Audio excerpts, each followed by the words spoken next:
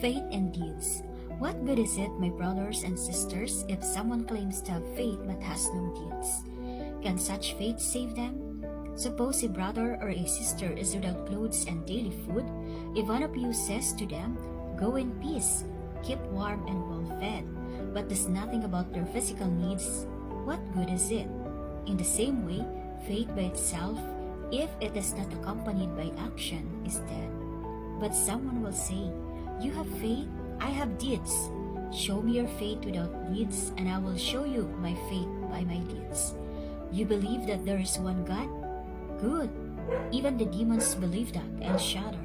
You foolish person, do you want evidence that faith without deeds is useless?